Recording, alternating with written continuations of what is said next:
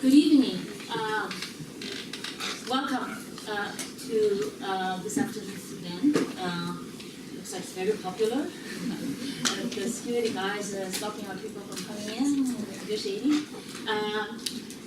As we all know, this year marks the centennial of the Russian Revolution, an important occasion for us to reflect on the impact of what happened 100 years ago and what it may tell us about the revolutionary struggles and profound social transformations that took place across many parts of the world in much of the 20th century. Without the Russian Revolution, there would not have been a Cold War that some of our colleagues and students study. There would not have been the Chinese Revolution nor the Cuban Revolution, neither Xinjiang Republic of China nor the People's Republic of China that succeeded it could have come into existence without the happening of the Russian Revolution.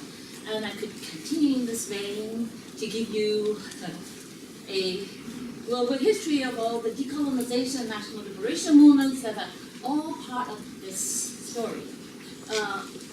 Sorry, I forgot to introduce myself. My name is Nadia Yu. I'm the director of the Institute for Comparative Literature and Society. Today, we're joined by three distinguished scholars on my left, Harry Hartunian, Susan Blackmore, and Wang Hui, who will engage our ICLS colleagues, Stathis Guguris and Bruno Bastilles, in a conversation on the legacies of the Russian Revolution.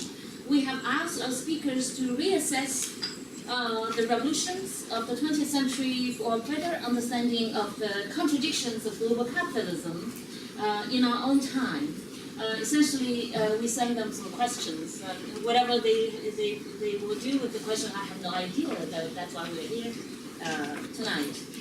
These are the questions. How did the Russian Revolution give rise to the distinctive vocabularies of the political universal that traveled and took shape in distinctive locales? What challenges did this pose for thinking political subjectivities through labor, migration, war, and social upheavals? And how do such global movements invent the theory and history of Marxism? Before I ask our moderator, Stathis Guguris, to introduce our speakers, I want to mention that 2 years ago, ICLS hosted the 60th anniversary of the Bandung Conference on Afro-Asian cooperation jointly with UCLA. We actually flew to the West Coast to do our conference there. This ongoing event, today's event and the early event are both part of an ongoing project on Bandung humanisms funded by the Center for the Study of Social Difference. And I also wanted to thank Weatherhead East Asian Institute, Harriman Institute, Department of History, the Huang Aling Fund for the Program in Chinese Literature and Culture, as well as the Heyman Center for the Humanities for their enthusiastic support for today's event. So let me say just a few words about my colleague who will be the moderator. Stathis Guguris is a professor of classics and English and comparative literature and society, and he writes on a variety of subjects pertinent to the relation between the poetic and the political. And he's the author of Dream Nation, which was published in 1996. Another book, Does Literature Think?, published in 2003. Lessons in Secular Criticism, and recently in Greek, called Contingent Disorders. He is also the editor of Freud and Fundamentalism, and his second volume of Lessons in Secular Criticism, titled The Perils of the One, is forthcoming from Columbia University Press. Stathis, you're going to start introducing us. Yes, thank you, Lydia. It is a great honor for me to be flanked by such distinguished colleagues. I will introduce them in turn. To my right, Professor Wang Hui is professor in the Department of Chinese Languages and Literatures in Tsinghua University in Beijing. He's arguably the greatest Chinese intellectual of his generation and a towering public intellectual figure worldwide.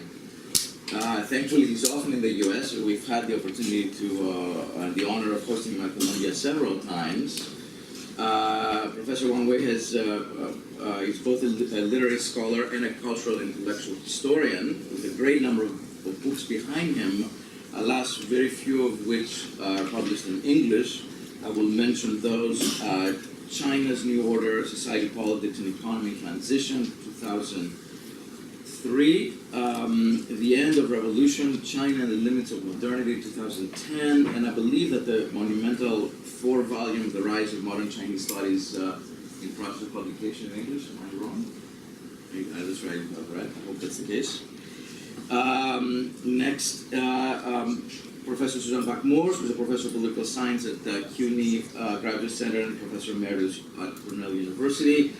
She's also one may say, an intellectual historian and political theorist of great magnitude, and with a whole number of books, starting with, for me personally, very formative, The Origin of Negative Dialectics, then The Dialectics of Seeing, Dream World and Catastrophe, Thinking Past Terror, Islamism and Critical Theory on the left, and most recently, Hegel, Haiti, and Universal History, 2009.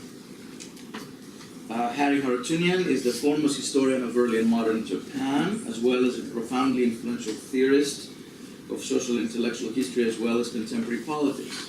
He's professor emeritus of East Asian Studies at New York University, and Max Palevsky, professor of history and civilization emeritus at the University of Chicago.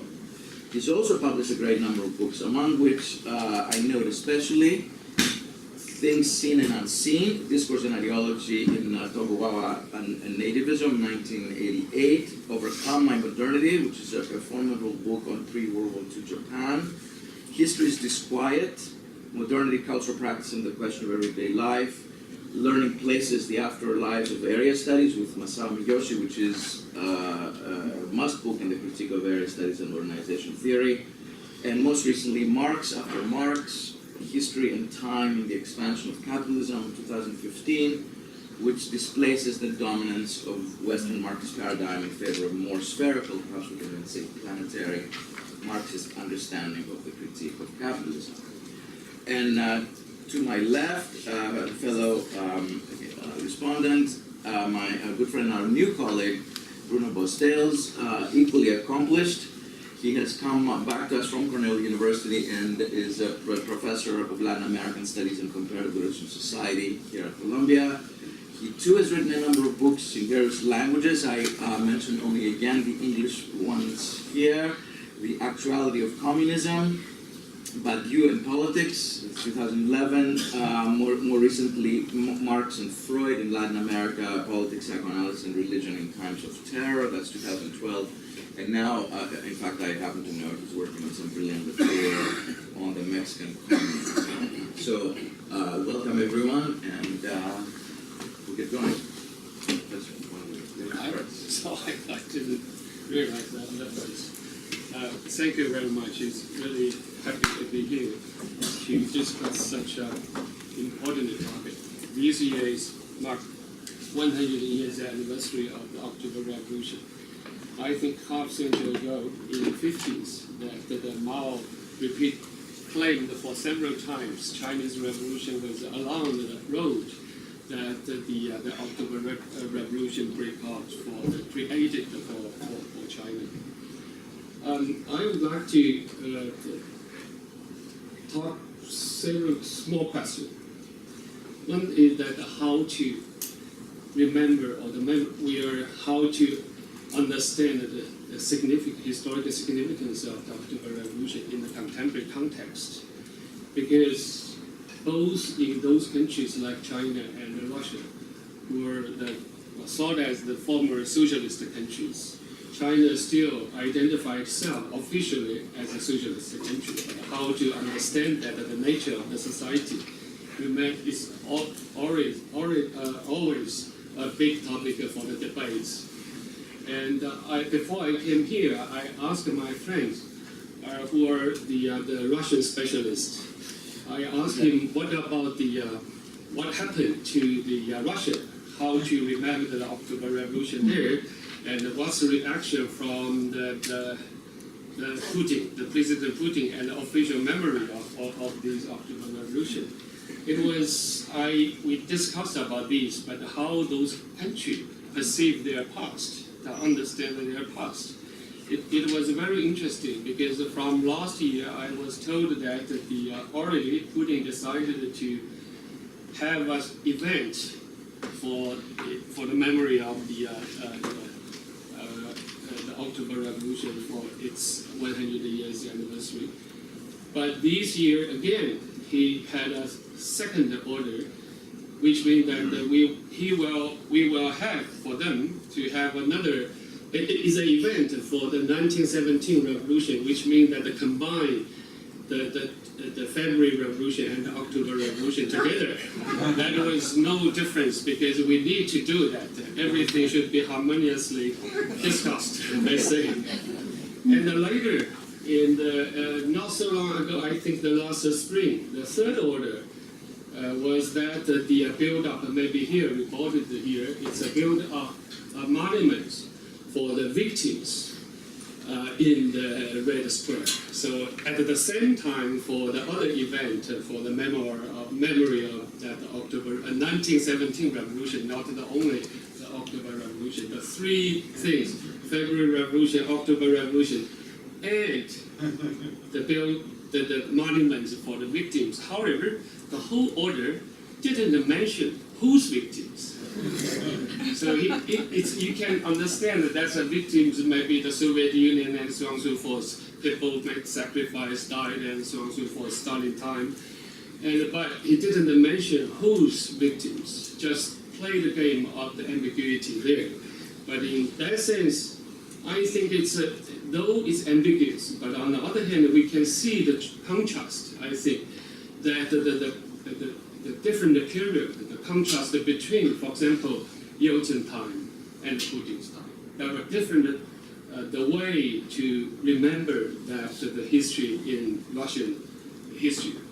That I remember that, for example, in Yeltsin's time, when the political leaders, Sergei Alexandrov, Filatov mentioned that the 1917 October Revolution was a coup because it interrupted the whole development from the Tsar's time for the modernization reform, right?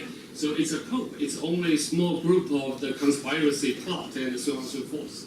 That was the basic definition of that October Revolution in that time.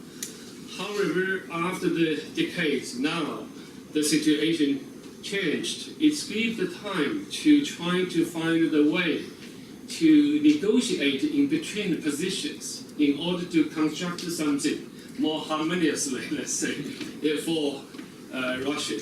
So partly because even after the disintegration of Soviet Union, that the October Revolution and the successfully withdraw, the Russians withdraw from the war, and even after the Wannsee conference, actually the Russia benefited from the whole the withdrawal Bolshevik's decision, and then later the industrialization and so on and so forth. All these give the possibility for the nationalistic defense of the October Revolution. That's why it's almost not possible simply to give up that legacy for current regimes.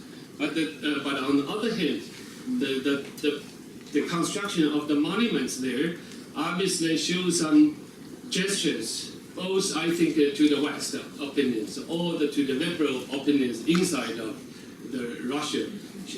That means that they're still along the line of the global principle that the human rights and so on and so forth. That's why it represents a certain kind of the consensus that the so-called regret for the whole revolution. That was, I think, though that kind of story was not that dramatic. It's not that dramatic in China, but basically, the basic gestures must be much similar, because we will.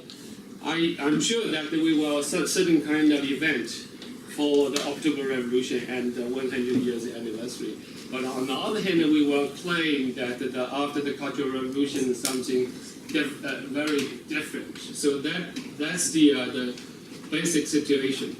And obviously, the main difference, I think, main arguments on October Revolution, I think there were several issues, and mainly about the so-called the nature of the socialist state, and how to evaluate that the socialist state, namely the proletarian dictatorship.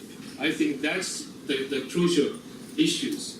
But before I move to that, the issues based on this most difficult part, I would like to say something other, especially from Chinese experience, because actually I read some documents. Those scholars and politicians in Russia, they how to remember that how to interpret the October Revolution. I didn't find some. If you look at all the interpretations, you can find the seeds almost in the 1917 and afterwards. So it's almost a repeat all those accusations, criticism, both inside and outside the Bolshevik. So that's not so much a difference. But I think that I would like to say something, the crucial difference among the revolutionaries. For example, the debates like Rosenberg's critique of the October Revolution and Lenin's line. And the focus on one is that the war and peace. Second was the right to self-determination. Last one was the proletarian dictatorship. These were three crucial issues, plus the issue that how to deal with the peasant issue. That also related to the other two issues, self-determination and the proletarian dictatorship. And I would like to focus on the first is about the self-determination issues. That's related to the debates, not only the Rosa Luxemburg and Lenin, but also like Plekhanov and others were their different disagreements with Lenin. And the basic argument was that both Rosa Luxemburg and those people like Plekhanov, who thought that the revolution should happen internationally, not focus on the one state, and needed a certain kind of developments of the bourgeois, the capitalist developments. Otherwise, that was almost not possible. That was a very important issue that for Russian Revolution and Chinese Revolution, when we in these so-called backward countries should have that kind of the revolution. So I think that afterwards, I think that if you look at it in the historical appearance, China's way was about the self-determination in general, was much more like the Rosa Luxemburg's arguments, which is a follow the Lenin, however, didn't encourage the self-determination for each ethnic groups, but generally speaking, argue for the independence of the whole nation, that based on the anti-imperialist campaign. So that was actually, at that time, the Rosa Luxemburg criticized Lenin when Lenin encouraged Poland and Ukraine search for the rights to the self-determination, and she said that will encourage the bourgeois and aristocrats in those countries, and so that will not be helpful for the proletarian revolution and the struggles. So that's why he gave the example was the Hungarian Czech would not necessarily withdraw from the Austro-Hungarian. So that's the basically Lenin had, but the question is that on the one hand, Lenin argued for the self-determination and encouraged the Poland, Ukraine, and all those the oppressed nations search for the rights to the self-determination. However, Lenin had never mentioned that those ethnic groups along the Chinese frontiers search for the self-determination. He talked about the so-called backward north as an obstacle for the revolution need to be overcome. Why Lenin had these kind of the arguments? I think the two principles for him. The first is the geopolitical consideration, because the national question was always located in a very concrete context. Once those small nations it became independent from the old empire, immediately they faced even worse situation, surrounded by other the empires, like for the Ukraine and the Czech, they talk about the role of Germany and Russia, and those or the Russia or Japan in Asia, and together with British. So that was the geopolitical consideration. Second was the balance or the relationship between the frontier and the center, whether or not it's basically his thinking about the self-determination was about how to develop the agrarian capitalism. So basically, he thought that the center part, if the center part of the empire was more advanced, economically speaking, were beneficial to the frontier part, will eventually develop to certain level. So that was his consideration. In that sense, he was not dogmatic to the idea of the theory of the rights of the self-determination. So looked from that perspective, Chinese way was, on the one hand, it looks more similar, close to the arguments by Rosenberg, but on the other hand, it was not really different from the basic principle of Lenin. So that was the arguments, the first for those Asian countries, backward countries, how to use the political power and the independence to transform itself, to create the condition for the further development of the agrarian capitalism in those societies and eventually industrialization. But after all, the October Revolution was not only about the developments of the capitalism and the developments of only the independence. That was thought that the principle of the French Revolution, the purpose, is about whether or not we need to transfer or immediately after the revolution, you created a certain logic towards the socialism. So eventually, whether or not in those countries, so-called backward countries, could have that kind of the proletarian revolution or the socialist revolution. That I think we need to analyze that, because the accusation at that time was mainly against the October Revolution was so like Plekhanov say that you are the Lenin was a Bronchist, right? Is only based on the plot, the conspiracy, eventually the dictatorship of the small group of the people. But the Russian Revolution and the later, like Chinese Revolution, was really paved the way trying to have a national mobilization in the whole process. So create the people as a revolutionary subject became the basic task for the whole Chinese Revolution. That's why the Chinese Revolution was a long revolution rather than a short revolution, because otherwise it's not possible. If the only need, it depends on some will and power of the small group of the elites. But that was the beginning of the long revolution, and also they paved the way of trying to see the role of peasants. So that's why the workers and the peasants issue. At that time, even those radicals criticized Lenin, say like Rosa Luxemburg also criticized him, that because the revolution at the beginning was promised to redistribute the land to the peasants. That's only the task for the bourgeois revolution rather than the socialist revolution. But she didn't realize that was only one of the steps. So that was eventually there was certain kind of the moments of the later. How to evaluate that? Then that was a big issue, like a People's Commune and later the failure of the People's Commune.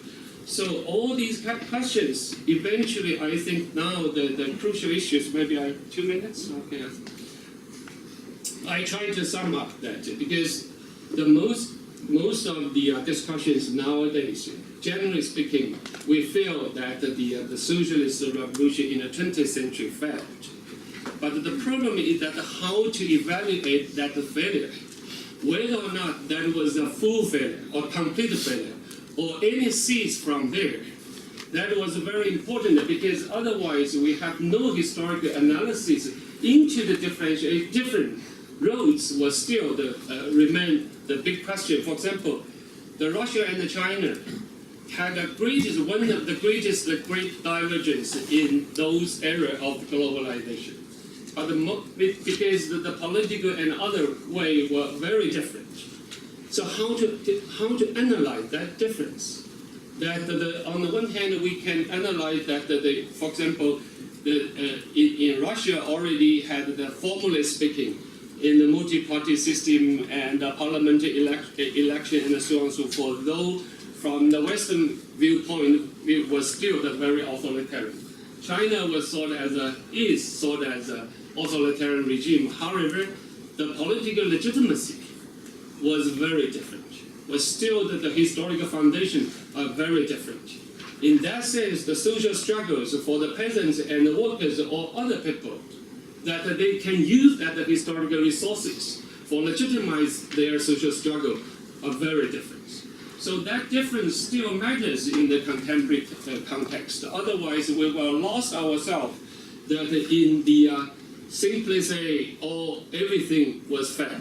But we need to think about that anything was still there, because basically socialist revolution in 20th century as a legacy was functionally different in different societies. I mean, in each context, the role of that legacy is very different. So in that sense, how to deal with this difference should be the beginning of the rethinking about the 21st century. Otherwise, it's almost not possible to think about about the future. And at the same time, we can actually, if we compare the contemporary scholarship on the October Revolution, the success and or the failures, or the for support or the against that, well, as I said, it's not so much different from the early days. You can find much similar the analysis from the period when the revolution happened. However, the major difference is that at this moment there was no subject, his revolutionary subject, even those left-wing or the radicals to think about the future, and it's almost not possible to develop the strategic thinking. It's not because of the theoretical issue, it's because of the lack of the thinking of who is the subject for the social change. So in that sense, on the one hand, you found the much similar different views there here in this period and that period, but obviously show that historically speaking, now we are living in a completely different context. However, in that sense, we need to think about why the context in the October Revolution was very important, because even in that moment, very few people expect that the revolution happened. Who are the subject was a remained question at that time. So in that sense, we need the political thinking to see what kind of the social forces really emerged in the early 21st century. So I stop here. Thank you.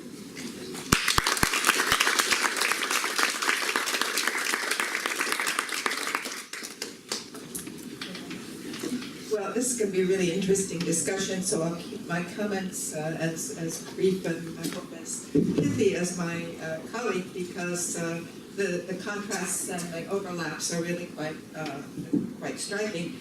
Okay, so I sort of started my approach from looking at today and revolutionary potential today, and therefore what legacy is left for us in a more general way rather than descriptive nation by nation.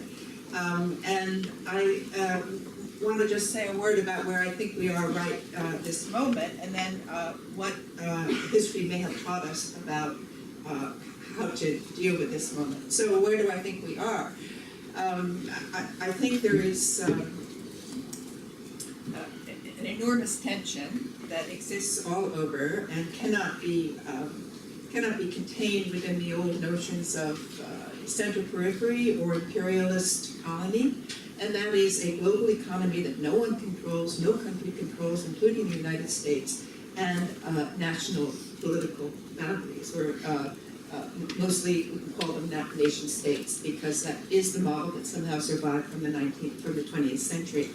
And this is, I think, the fundamental contradiction. This global system is not neo-imperialism. It used to be kind of a toss-up whether we were in a period of neo-imperialism or global capitalism, and now I think that neo-imperialism if you're going to look at the United States, looks rather hopeless because we've been taken over by global capitalism in the election of Trump, and the whole idea, as his son-in-law says, is to make America make the government a great American company. That's his model, and it's going to take away the word citizen and make us customers, clients of this company. This is a total transformation of anything that's left over from the bourgeois tradition, which was actually very fundamental to Lenin's thinking as a good European, and certainly Marx. So I think that's a general situation, and I think that given that situation, it leads to a deadly mixture of nationalist authoritarianism on the political level, and including systematic violence against citizens, and neoliberalism as an economic order, which seems to be the prototype of the future. And I think that we saw that beginning in a place like Allende's Chile, because that was the kind of hope. If you look at I'm not talking about economically developed countries so much as those that had a bourgeois revolution, which includes most of South America. Those countries were nation states, and the possibility of, is this fading in and out? Yes. That's what I think. There may be another. Thank you. So they had these nation states, and the possibility within the nation state of having a socialist welfare for all citizens and an equalization within the boundaries of a nation state. That was the model. That was the progressive model that would have been the third way for the post-Soviet countries to have developed, except by that time and with that moment. Is this happening again? Okay, okay. And with that moment, by that time and with that moment, it was impossible to isolate a national population. We were dependent on immigrant labor, insofar as these bourgeois nation states thought that they had a chance to, because they were more, quote, developed, that they could make a kind of little haven for their own boundaries. That's turned into extremely xenophobic as a political program today. So I think we're really globally, I think, in that kind of a situation.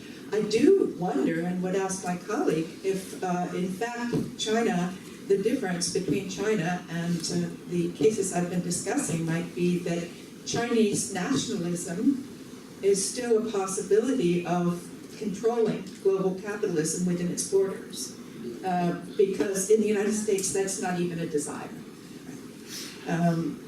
So that kind of is where I think we are right now. And what can we learn about the past? I have some Stichworte, as they say in German, some sort of little statements, and if I can find where that is here.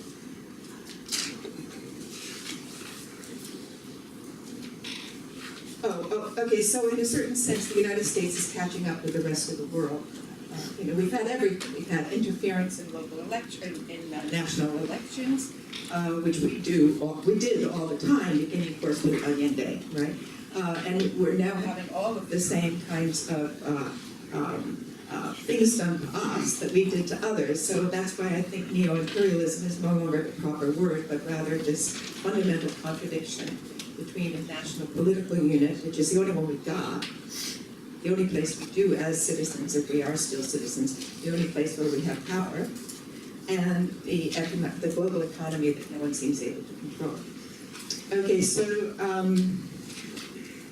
authoritarian national regimes with a hyper-neoliberal system of capitalism are a danger to peace and must be taken very seriously.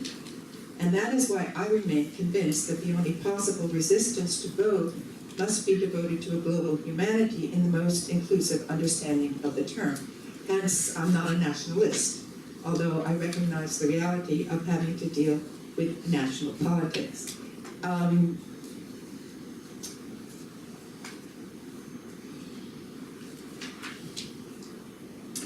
So what lessons have we learned from history? If the nation is the place of citizen power, it is not the revolutionary goal. National resistance, therefore, is necessary, but with a global consciousness. What else have we learned? We've learned, historically, it's just an empirical statement, that revolution does not happen, the revolution does not happen in advanced countries or economies. Nowhere, and I use advanced in quotations, but that refers to a certain kind of industrial modernization. Nowhere has a Marxist revolution been achieved as a stage out of the contradictions inherent in the societies of the most advanced societies or countries in economic terms. In other words, that which was supposed to have happened, and it didn't happen, which made people nervous, has in fact never happened. Instead, when there is economic crisis for the working class in advanced economies, the most frequent outcome is war. Second, or third, or fourth, or whatever. That could mean, however, that we have to give up this entire apparatus of history. This is something I'm working on, bit by bit. The entire apparatus of history as this notion of progress really has to be given up in every one of its aspects because it is mythical. I'd be happy to keep it if it were true, but it's not. Okay, so the failed attempts at social transformation are therefore not disproven because of historical defeat. You know, if there is no providential plan or Marxian plan or class struggle plan for history, then failures are not necessarily useless. And this goes to your point of the fact that certain aspects of the past may still be very relevant. The various forms include there's a whole group of people now, and I just mentioned Maximiliano Pomba, who was a colleague of mine for a few years at CUNY and now is going to UCSC.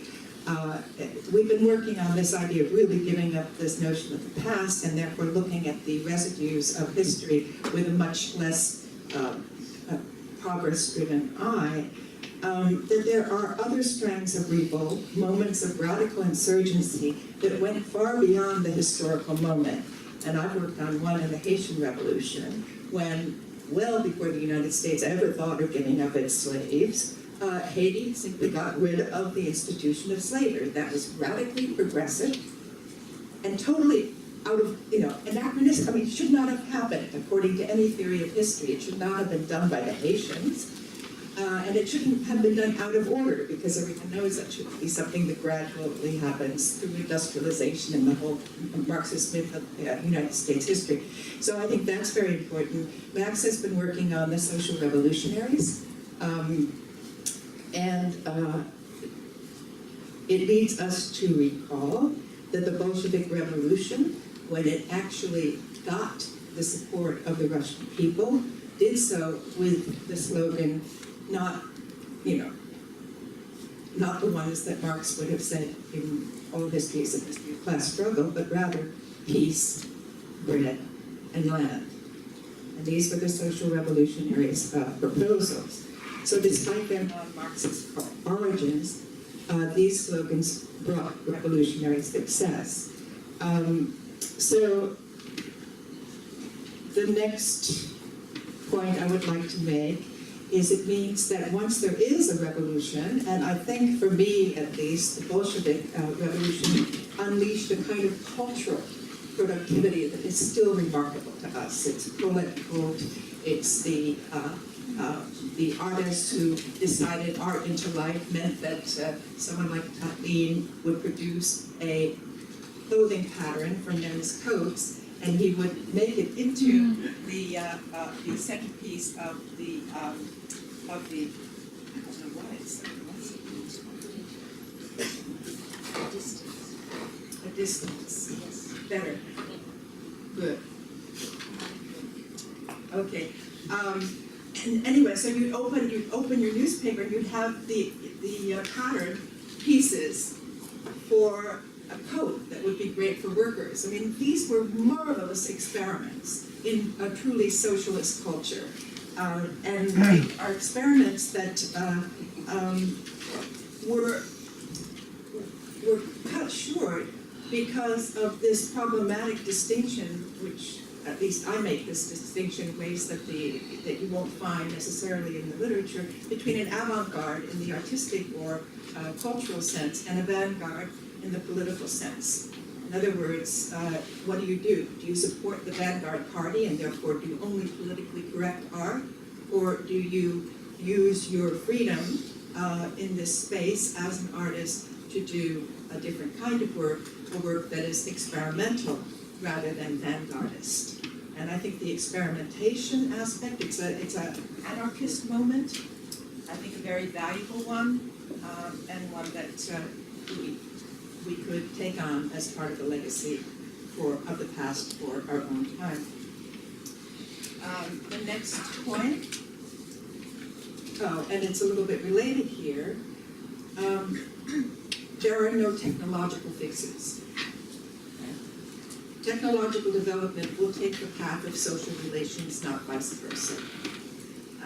The idea that you can technologically reproduce utopia is simply incorrect. It doesn't work. And it's one that I think is one of the myths of that period of revolutionary transformation that's the hardest for people to overcome. The nature of technological development demands social consciousness and discussion as well as political practice, and it demands revolutionary imagination, not instrumental reason. So the whole idea of the ends justifying the means, which is this technological fix, that notion that we can just solve a problem because it's a scientific problem, a politically neutral problem, is incorrect. So, in short, there is no blueprint, not of history, not of the revolution itself, certainly no metaphysics of revolution, and therefore no justification of party leadership. The leadership of an authoritarian party that embodies, as Lukács famously divided, the imputed or ascribed consciousness of the working class versus what the people actually thought. That was a big problem, and the opposition party stood up in the Duma under Vladimir Ilić, and the guy says, Vladimir Ilić, I just want to say that this is the working class you have. And I know you think it has non-working class elements in it, but this is it. And you're not going to have another one. And that degree of empiricism, I think, is probably a very healthy way to do politics. Now, so I propose that to save the idea of revolution, we must be content to let go of the blueprint. It is not something that is the process of a revolution, not something that we can know, not inevitable in history, nor can the party control history, nor is it perhaps the only way of overcoming capitalism. Now, in short, historical development is not progress, and Lenin was right, and we saw, for instance, in Occupy Wall Street and other events in the last few years, you saw his, anti-progress, wonderful statement. Marx said revolutions were the locomotives of history. Perhaps he was wrong. Perhaps they were the reaching of humanity riding in that train for the emergency brake. And the whole way that the myth of modernization has been undercut by the environmental crisis, fundamentally.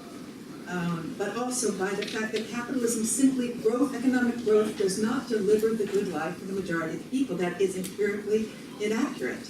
Right? So we have to deal with that. And all of the revolutionary aspects that came out of what Lydia spoke of, Cuba, China, Russia, etc., they were all based on this belief in modernity as necessary and advantageous. And we have in our face the limits of that as a model in ways that we cannot afford to ignore.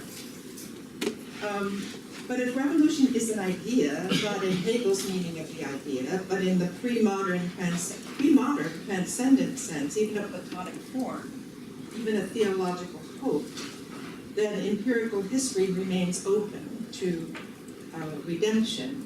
We can insist on inheriting those ideas that came to appearance in human practice, even in transitory ways. We can talk about the Paris Commune, but we can also, as Bruno Castillo is working on, we can talk about the Mexican Commune. There are many forms, and interestingly enough, something that actually Max and I discovered together, when you have peace, bread, and land, the word for peace in Russian is mir. Right? But remember what Marx said about the Russian mir, because the word peace is the word that was used for the village assembly, which is kind of a nice idea. That is, that assembly on the local level, the goal of which was to bring peace. So, anyway, that's in a more detailed take of this. Okay, so then the working class is not the subject-object of history. I mean, you know, it's really hard to get them out there on the barricades because they're the subject-object of history, although I loved reading that in Lukács because I had read Hegel first. Okay, so there is no necessity of privileging the workers as the revolutionary subject. We're talking about where is the subject. The working class is not the Hegelian in itself and for itself of the historical unfolding, not a metaphysical principle, which seems rationally convincing because it's an extremely interesting thing to teach Marx on the working class as the inevitable revolutionary class. It's so logical that even I'm convinced of it, but I only convince undergraduates at Cornell of that. So the real workers have a harder time getting out there. Okay, but that also means, and I say this to everyone in this room, that there are no primary and secondary contradictions, i.e., male workers are not the privileged group to organize or to make the revolution. That means that the feminist revolution is important. It means that minority revolutions are important. It means that gay, lesbian, trans movements are important. It's all important. There's no secondary contradiction. And I'll get a little militant. I want to bring something to the table, the theorizing of a Bolivian writer whose book is just now being translated into English, and Guy Spivak was gushing over it. And I'm not going to be on the MLA thing because I don't want to join MLA, but there's going to be something on Renee Zavaleta Mercado's very significant book, Toward a History of the National Popular in Bolivia. It's coming out by University of Chicago Press very soon in English for the first time, although it was written quite a long time ago. And his idea is not to replace the global working class with another category of identities, such as indigenous or subaltern or peasant, but with a movement that he called abigaramiento, which means heterogeneous, motley people. The specifics of a political situation in a particular time and place produce a composite of political actors whose common practice is what makes them organic. Not their identity, but what they actually do, right? Whether they get out there, whether they organize, whether they put their life on the line. So I find that a very convincing principle. Very simply, the composition of the revolutionary class depends on what people do. And more, the solidarity that is produced in the act of social mobilization has the potential to set up a new, and this is another word that this writer emphasizes, intersubjectivity. In other words, the mass is not somehow a block. It's produced by working with each other, speaking with each other, a kind of discourse with each other, which is not necessarily top-down, and all of you who have been active in any organization know that. I mean, for me, it was the Rainbow Coalition that woke me up when we were working on this, and the white male organizer came in and started dividing up the tasks. And people said, wait a minute, we had very, very people there, a black pro-Vietnam War veteran and a working class mother and all kinds of different people. And they weren't going to be told what to do by someone who already had the answers. So I don't want to get too much into that, but it simply means that the collective is plural, and we have to be able to work with that, even if there are certain anarchist implications. So then we get to the issue of class warfare, and that I think is very close to where I'm going to end. Is that all right? Yeah. Okay. So the wonderful line of Warren Buffett, class warfare exists and we, the wealthy, are winning. That's such a great line. He said, yeah, it's a war and we're winning. That to me is the only definition of class warfare worth holding on to. And our task is to stop the war, not to generate it in some higher level of violence. And so my last point would be that I think empirically we've learned that it is wrong to fetishize the use of revolutionary violence. If we have been political activists in social movements here, I'm sure all of you have experienced that moment when, among the organizers, someone calls out that we must be prepared not only for active resistance, but for armed struggle. There is that moment that happens, right? And it's a macho moment, even if a woman says it. And everybody else is supposed to cower and think, oh, they're not radical enough, they're not really revolutionaries, because the real revolutionaries are ready to pick up arms. And my answer to this is that it should never be the method of choice. I think this kind of idealization, which was particularly rampant in Che followers or certain aspects of Latin American politics, guerrillas going to the mountains, etc. That is a romantic myth we can also do without. And so then I would say probably the greatest change has been in the culture of resistance. If we think of, and I don't know if it's possible, but I think it still is necessary to have a revolution, indeed lots of them, because capitalism does not deliver the good life on its own, simply does not. And a purely democratic socialist method of voting in the right party is not going to help in terms of the problem of global capitalism. So the resistances have to be multiple, and they have to recognize that it's extremely important, and this may sound, everybody thinks that, for instance, the Arab Spring failed. Well, it did fail in many ways, and one shouldn't romanticize the failures of al-Sisi being the head of Egypt, or God forbid, Syria, or any of these situations. And yet, the possibility of citizen action that actually stops the government from being able to function is important. What you need, of course, and what everybody has recognized, at least since the bourgeois revolutions, you need the military on your side, because the guns have to be not aimed at you. So there are ways that these are not, I think, hopeless moments in an idea of revolution today. And so we need to remain globally visible to one another, and therefore also numbers matter. I've been a proponent of these demonstrations in ways that others may consider much too lame, but I think that the global crowd is a power block. It takes its place among other power blocks, and that it does have a power to the power block, however, has no bars to entry. It performs for a worldwide public.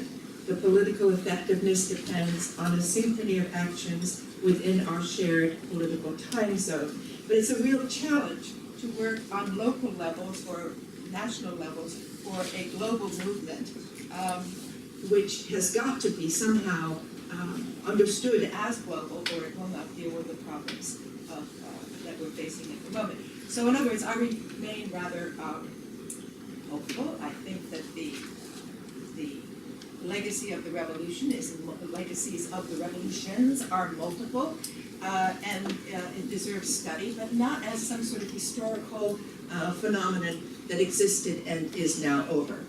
Because if indeed this whole myth of history as revolution is put aside, then there are aspects that are usable totally out of place, either in time or space, which means you can learn from a Russian here, even if you're in Latin America or New York City. And you can learn, certainly from the Haitian Revolution, to resist well in advance of where we are supposed to be able to be at the moment, as far as what is historically possible. So I think I will end there and pass it on to Harry, who I'm sure will tear everything apart because he's very good at that.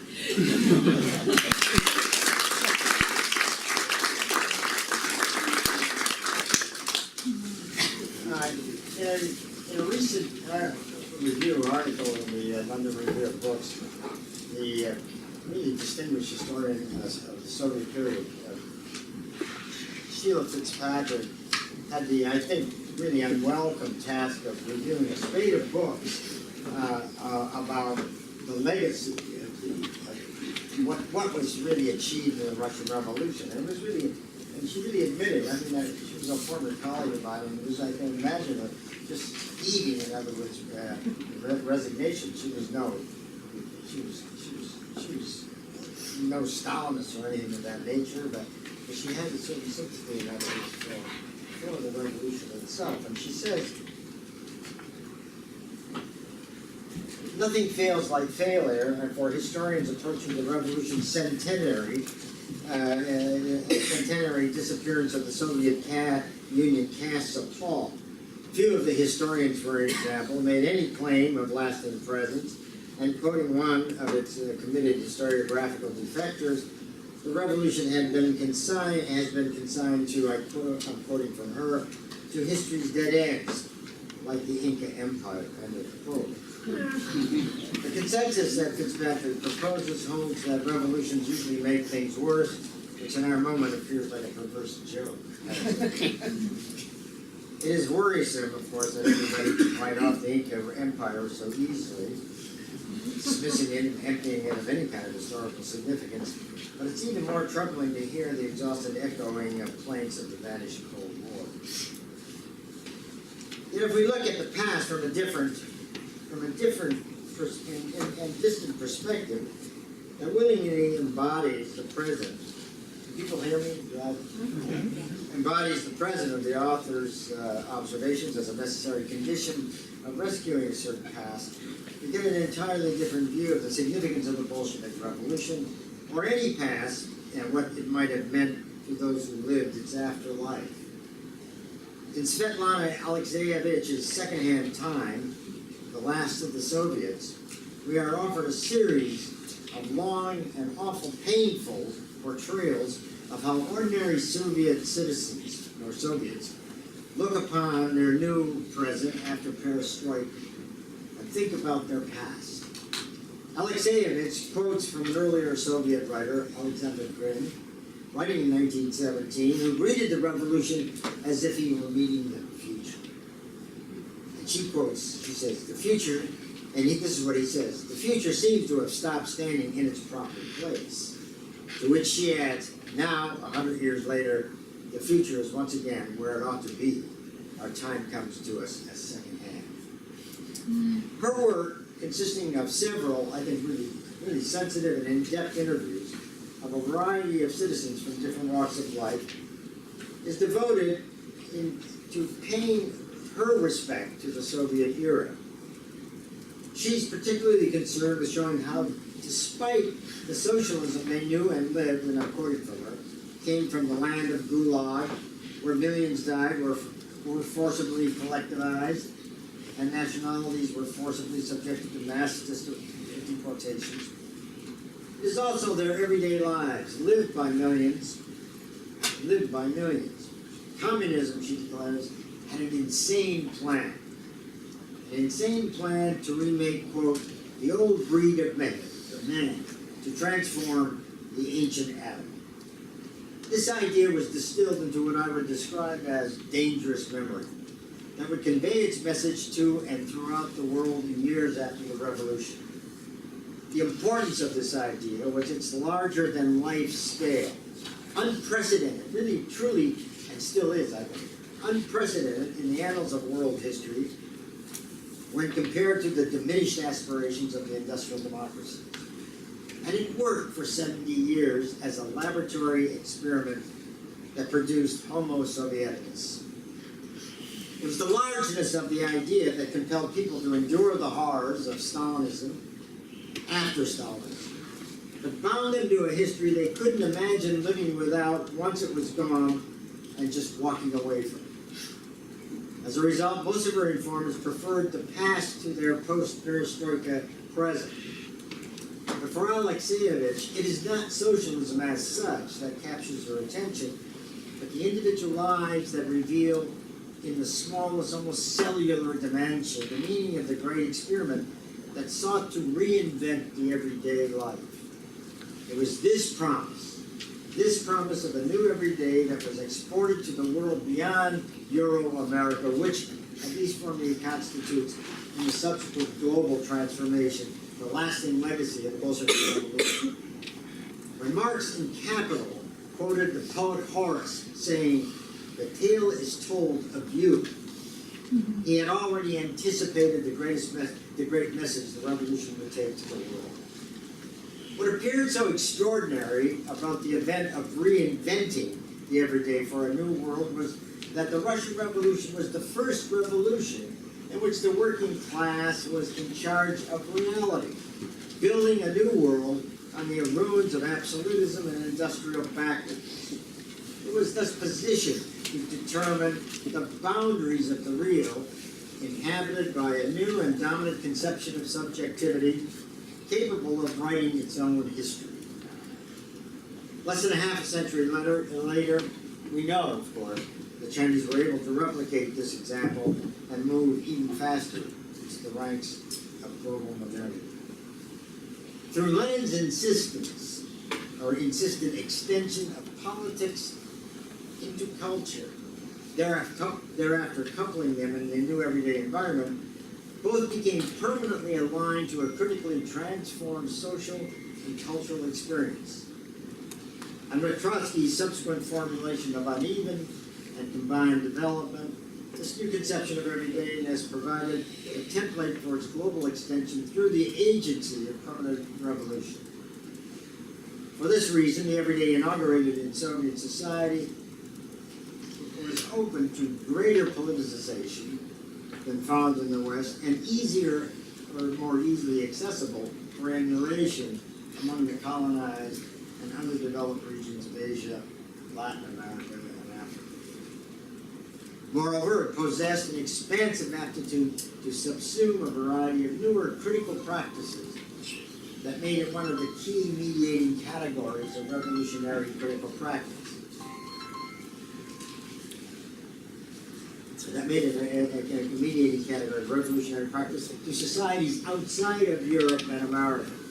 It should be pointed out that the immense appeal of the Soviet experiment lay in its concerted effort to rebuild something entirely new on the open.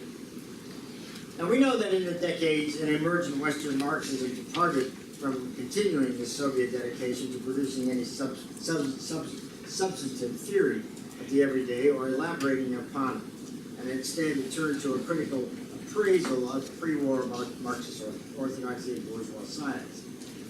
Now the reason for this probably stemmed less from circumstances of the revolution that necessitated addressing the practical problems of the construction of the everyday life than by adducing the prospects for revolutionary consciousness and agency under capitalism. So I really didn't win, but I raise this now because it really rarely had any real appeal really outside of Western Europe and ultimately the United Kingdom and the United States. As a result, the concept of everyday was transmuted from considerations of politics and history to philosophy and value that led to a new reinterpretation of Marxism. And it was rooted, of course, in a kind of geographic specificity. Soviet society, I think, provided both the guiding ideal and at least a blueprint for a while, Susan.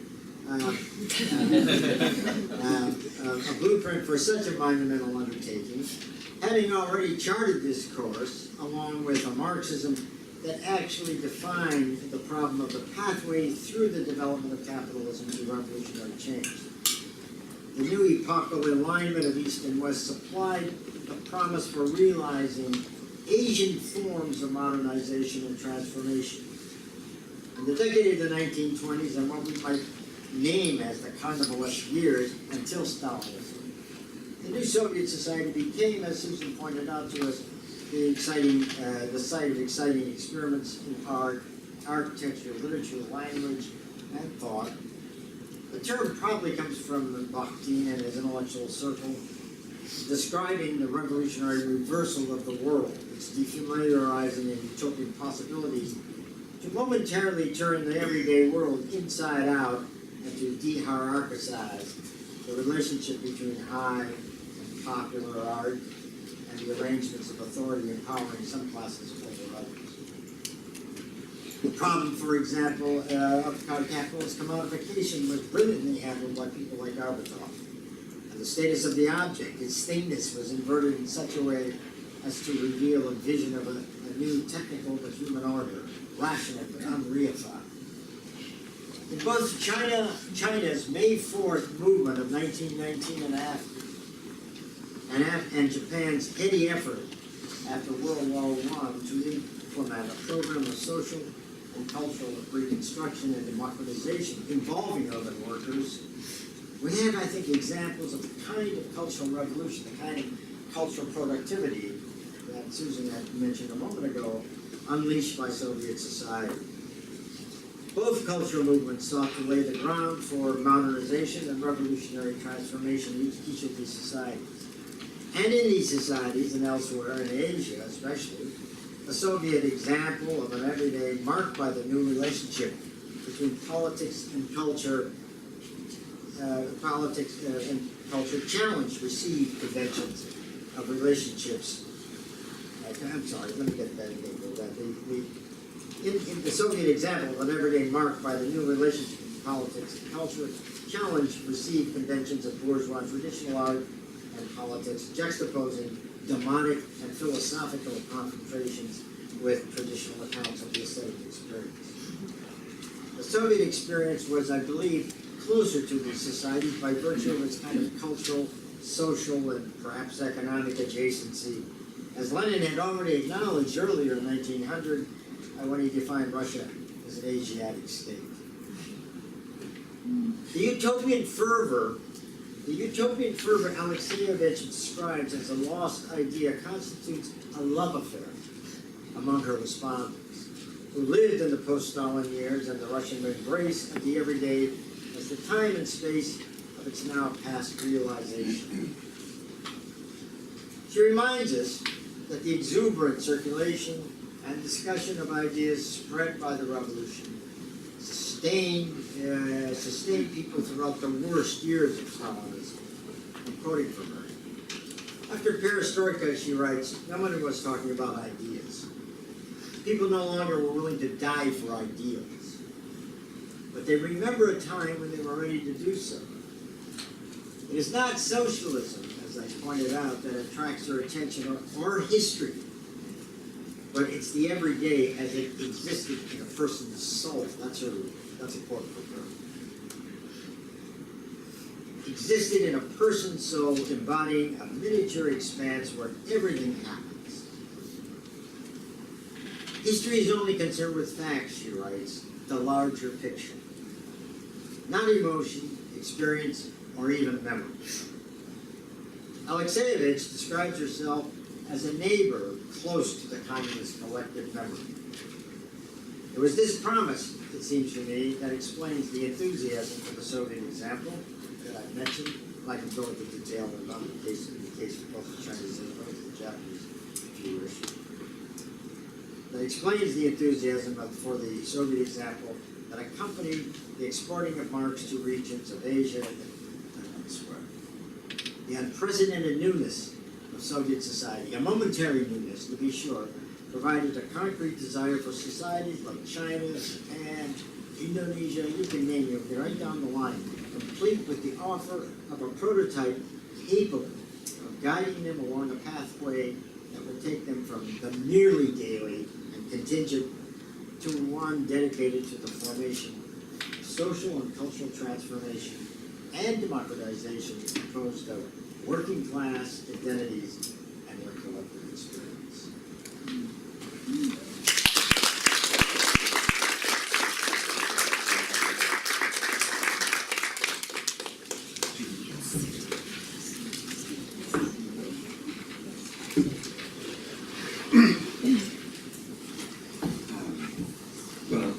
So it's our task to make a few comments, which is of course impossible. But I want to quickly repeat the three questions, not literally, but so the topics that they were trying to address in the way that Lydia mentioned them at the beginning, which was what kind of political universal came out of the Russian Revolution and how did it spread and take shape in distinctive locales. And second, what challenge does this pose for thinking of political subjectivities? And three, how does this change or amend the theory and history of Marxism? And rather than answering or sort of summarizing how these three questions have been answered in various ways, even though indirectly in the different talks, I think there's sort of three topics or three themes or stichwords that sort of traverse the different presentations and that indirectly answer each of these three questions. And those are the questions of subjectivity or the revolutionary subject, the question about time and history, and the question about the state. In the revolutionary state. But before I say something briefly about these three topics, I want to present a thought experiment, because this meeting is called The World After the October Revolution, and there was one or two mentions of Latin America in the presentations, but I want us to think of the so-called short 20th century, the revolutionary 20th century, which is supposed to start with the October Revolution and end, pick your choice, either in 68 or at the end of the Cultural Revolution, whatever you put the high point or low point of the Cultural Revolution, or maybe with the collapse of the Soviet Union. I want us to think of that short 20th century from the point of view of Latin America. And think of what happens that the first successful, and I'll come back to how we measure the success of revolution. The first successful revolution experience happened not in the October Revolution, but in Mexico. The Mexican Revolution, which was also a long revolution like the Chinese one. Between 1910 and 1920, we can discuss the periodization of this. And that century would have ended not in 68 or at the end of the Cultural Revolution in China, but in Nicaragua, where in 1979 we have sort of the last attempt of doing sort of leftist, socialist-inspired revolution, which then ends with the electoral defeat in 1990. And we'll not talk about the Sandinistas today. But what changes if you look at the 20th century from that point of view? And I want to just quote one document which in many of the commemorations about the October Revolution I've never heard quoted, and it's an amazing letter. The authenticity of which is somewhat in question. This is a letter by Emiliano Zapata, written in February 1918, to one of his generals, Genaro Amezcua, which is a Zapatista general, who was sent to Cuba as the official agent in charge of taking care of propaganda. So the Southern Liberation Army of Zapata had already its agents sort of sent out to spread the word to worker circles, not only in Latin America, but also abroad. And so there's a book that comes out, summaries of letters and documents in different newspapers from Tierra del Fuego to Mexico and Cuba, under the title of México Revolucionario, but they spelled Mexico with a J, like in Spain, which nobody does in Mexico. Genaro Amezcua even spelled his own name with a J instead of a G. So Zapata says, this is February 1918, so they basically asked him, what is your opinion about the Russian Revolution? And I think many of the topics about subjectivity, about the state, about the importance of cultural revolution versus the revolutionary takeover of the state are sort of summarized in this letter, which is also showing an incredible international awareness of the leader of the Mexican Revolution. And Zapata writes, "We, together with the cause of human justice, would gain a great deal if all the peoples of our America and all the nations of old Europe were to understand that the cause of the Mexican Revolution and Russia's revolution are the cause of humanity, the supreme interest of all oppressed peoples. Both here and there we see great inhuman, cruel, and greedy overlords who from father to son have been exploiting great masses of peasants to the point of torture. And here as there enslaved people, people whose consciousness had been dormant, begin to wake up, to shake themselves, to protest, to punch.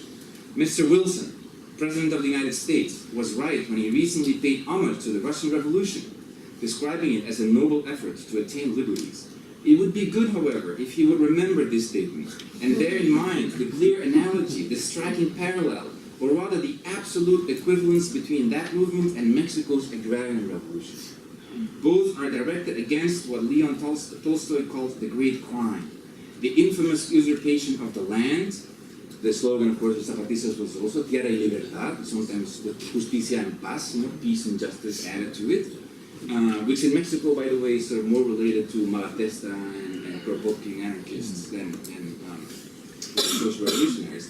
For the land, which like the water and air belongs to everyone, has been monopolized by a few property owners supported by powerful armies and iniquitous laws.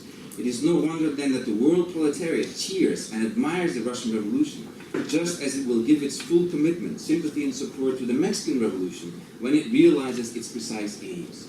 This is why your propaganda work, he's talking to Nava Mespa, in spreading the truth is so important. You should turn to all the worker centers and groups in the world so as to make them see the burning need to undertake and fulfill two tasks at once: training of the workers for struggle and the development of peasant consciousness.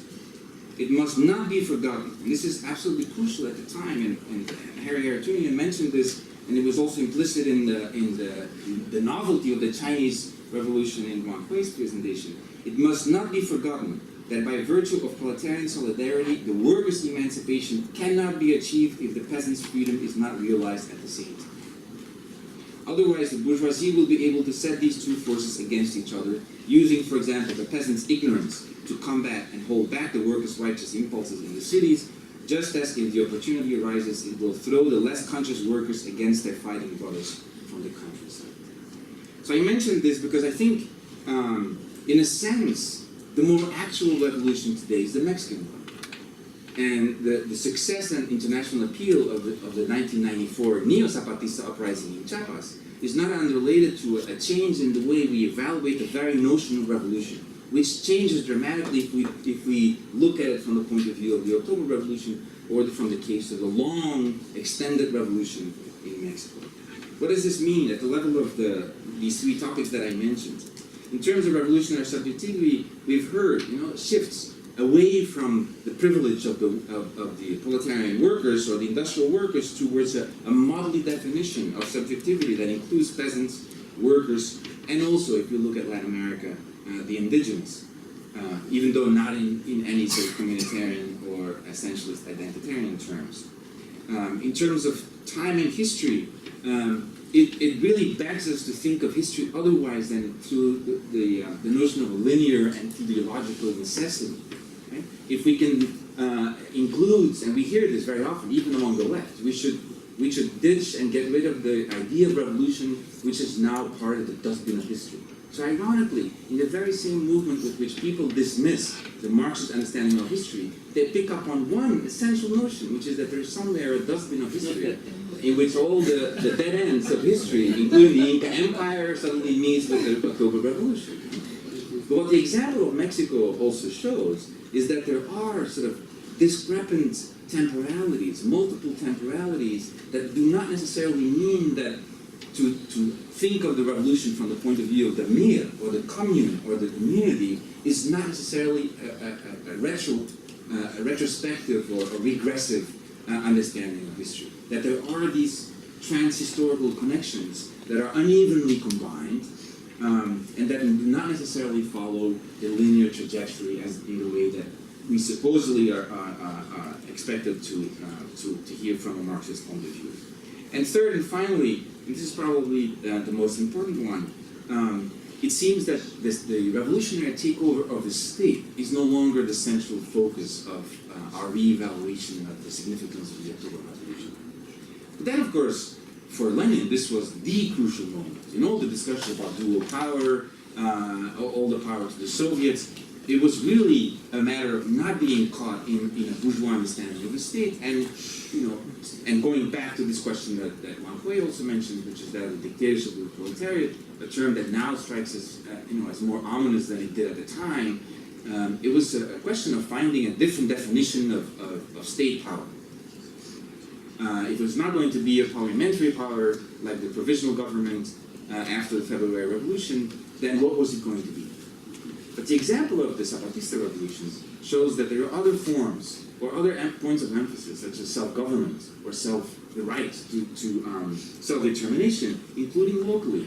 So Zapata and Villa met in the National Palace in December 6, 1914, and they didn't stay. And there are all literary accounts of this in chronicles that are really fascinating, explaining why the Zapatista and Villista troops felt uncomfortable in these spaces of sort of centralized power. So they left, never to meet again.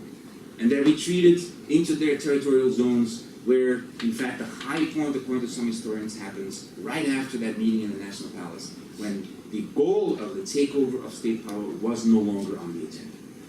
And when the question was communal self-government, including military self-defense within, the Morelos state for the Zapatistas or Chihuahua for the Villistas. And that also means that the question about the revolution of everyday life and looking at the revolution as a cultural revolution, rather than measuring the success of a revolution in terms of creating a victorious socialist state, changes the entire interpretation of the 20th century. So in those three respects, I think the actuality of a revolution about which we don't talk very much about. 1917 is right now being celebrated in Mexico. Not, of course, in respect to the October Revolution, but because in February 1917, the Constitution was ratified, which still, even after all the neoliberal changes to the 1917 Constitution, is still in place today, and which still stands as a high point where even the bourgeois elite, the newly dominant classes, had to negotiate and establish a pact with the Zapatistas. That's why several of the articles in that Constitution are still so important for different rebellious movements and communal attempts at self-government in Mexico. So, in terms of revolutionary subjectivity, questions about articulations between workers, peasants, and indigenous peoples, in terms of abandoning this linear progressive view of history in which we have residues from the past that suddenly can re-emerge and be reconstituted, like the body of Tupocatari. I mean, directly contradicting the idea that the Inca Empire would be a dead end, somewhere to be dropped into the dustbin of history. And finally, but this raises, of course, an important question. Susan said, we need revolution. We need lots of them. But how do we define a revolution if it is neither a clear break between a before and an after on a linear trajectory, if it does not include the revolutionary takeover of the state, and if there is no revolutionary subject that is sort of predefined as the subject of the history? What does it mean then to still talk about revolution? I think that's the open question that was sort of increasingly tied to all the three interventions.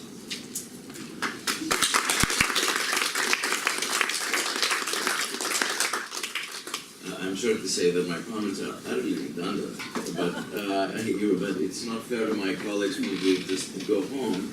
I will because they put a lot of effort in their comments. But I want to start a discussion, so I'm going to say very little. All I want to do is just reiterate maybe 3 points of convergence.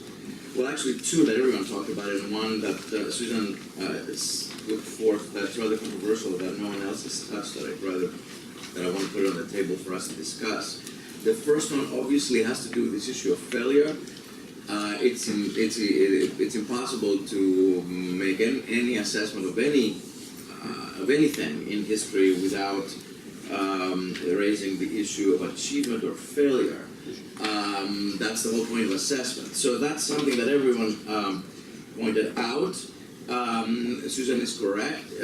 Failure and success have meaning only in a providential understanding of history. They cannot be evaluated outside of a kind of, let's say, if not providential, certainly instrumental. I think it's how to evaluate failure is always, it seems to me, a matter of historical standpoint, a kind of temporal prism of judgment. So one might say very easily that the Russian Revolution failed at the very moment, immediately upon being conducted. Certainly one can say that it failed the moment the workers' councils were, in essence, defunct, which happened very quickly.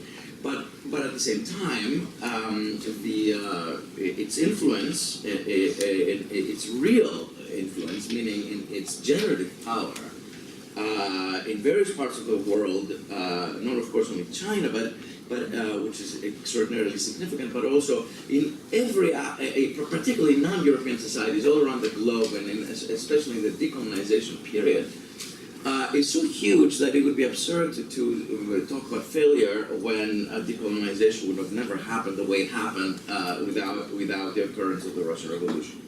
But this doesn't mean, of course, that it is also successful. It just means that as an event, it opened up inroads, it opened up windows, or however you want to say, in history that changed societies. And there's no reason to think in that respect that these windows have closed, because the fact that societies change a certain way doesn't mean that they change that way and only that way, etc., etc. Big problem there is really, of course, the problem that Marxism has always had with the nation, and of course, immediately with it, they go together, the issue of the colony. It's not an accident that, thesis on the national and colonial question, that was the title during the early Comintern debates, where Lenin was able to see, even he was able to see the problem that was not, however, really fully solved.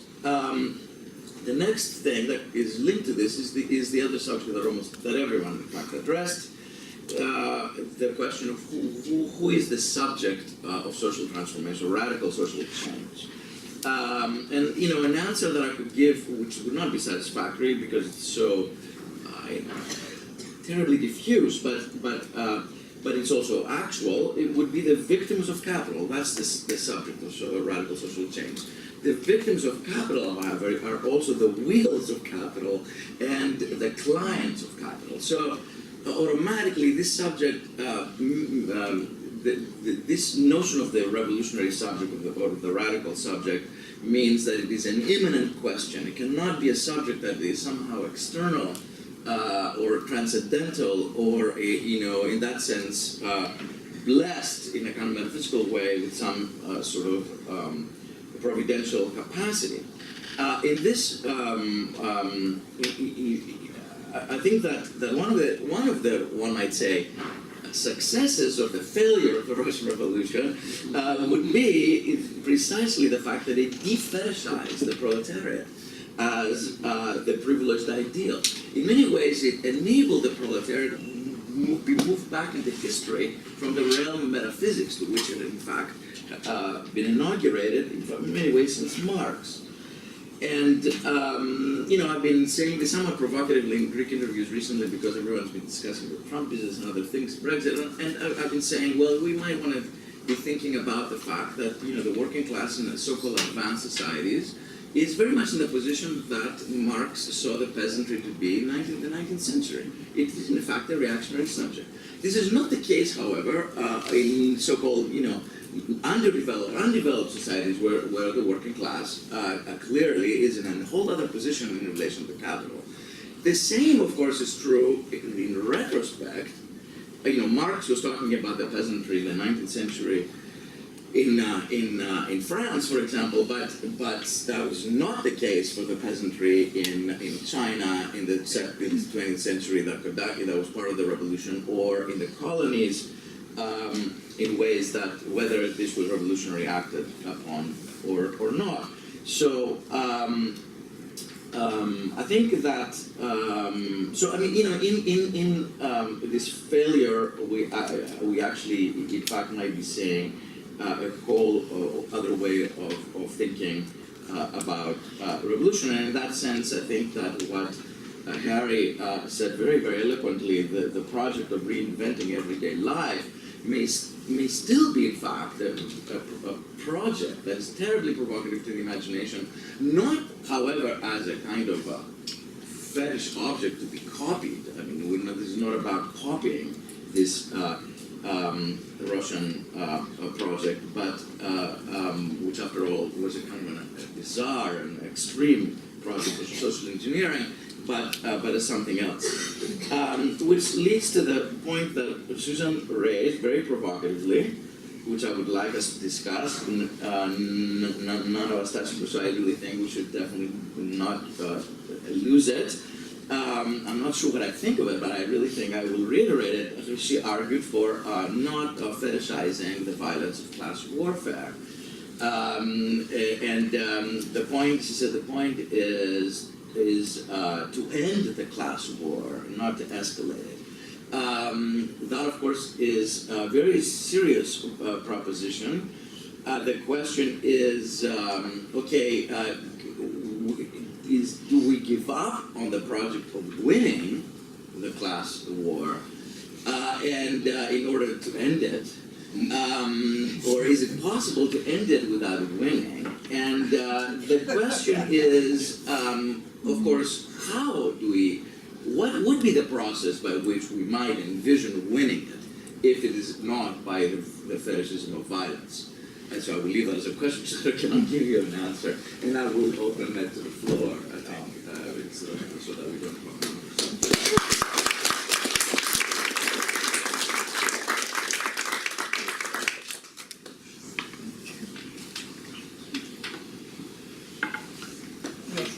Let me ask you, given Harry's remarks, in light of Harry's remarks, do you see any contradiction that you might want to mention between the legacy of the Russian Revolution as Harry defined it and the Cultural Revolution or Antinism in 1989?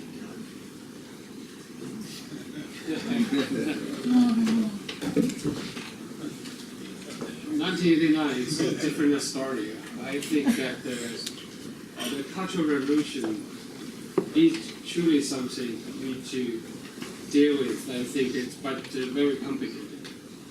I think that the first of all, the reorganization of everyday life, the workers, like the autonomous organization and so on and so forth, that really marked the beginning of the Cultural Revolution. Later was transformed, of course, the reinvention of the state and so on and so forth.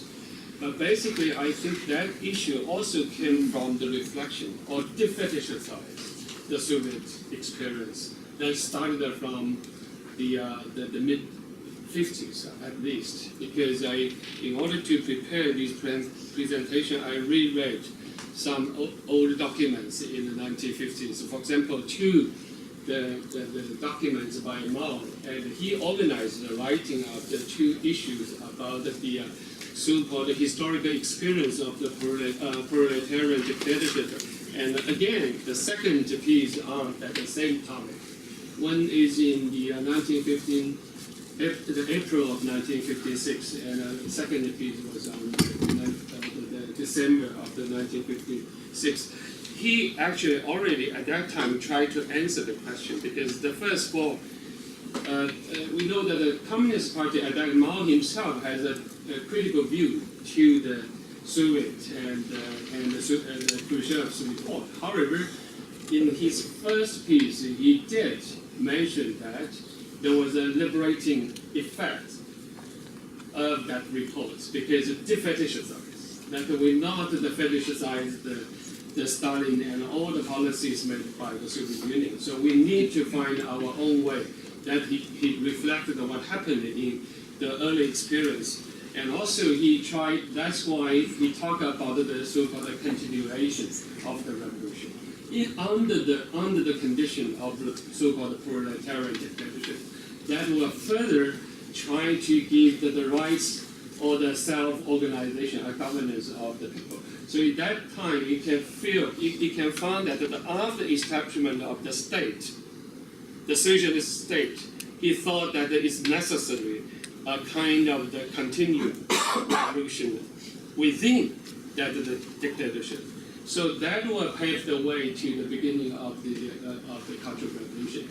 And also you mentioned that the Cultural Revolution has a new form of the organization and so on and so forth, different local experiments. But there, of course, we need to think about what happened later. That the turned out to be so many disasters also happened following that the peace. So these are very long stories. I think it is we can see that what Harry mentioned, these were also reflected in the later efforts from within the socialist state. So in that sense, I think it's another aspect which reminded us that the socialist state was not the static the situation. It's already like internal change and contradictions.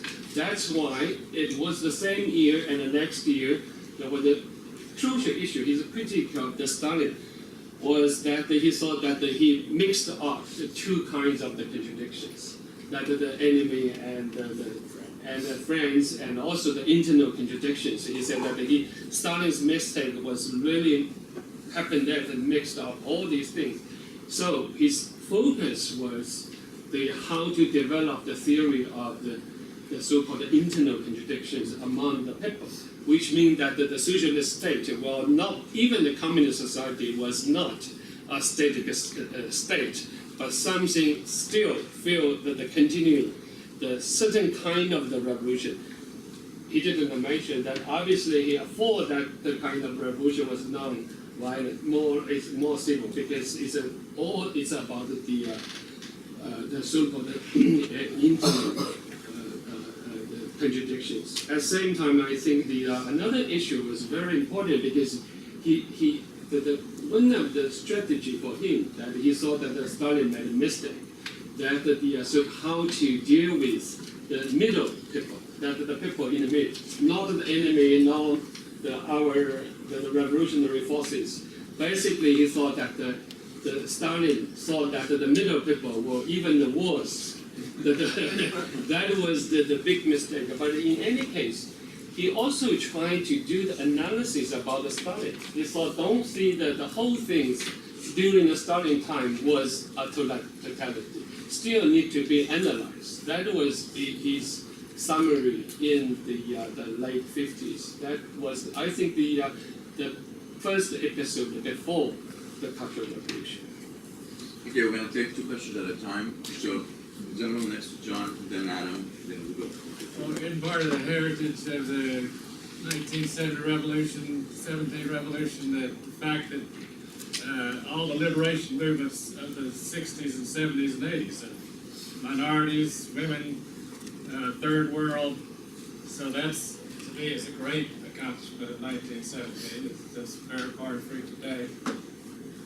But secondly, to me, the greatest catastrophe in history is the power of capitalism and what's it going to do. But the second greatest catastrophe is turning the desires of the workers for more humane work, more sharing, better economic, into a religion, which is what, to me, the big failure of 1917 was. So that, all these things you've been banding about the class struggle and that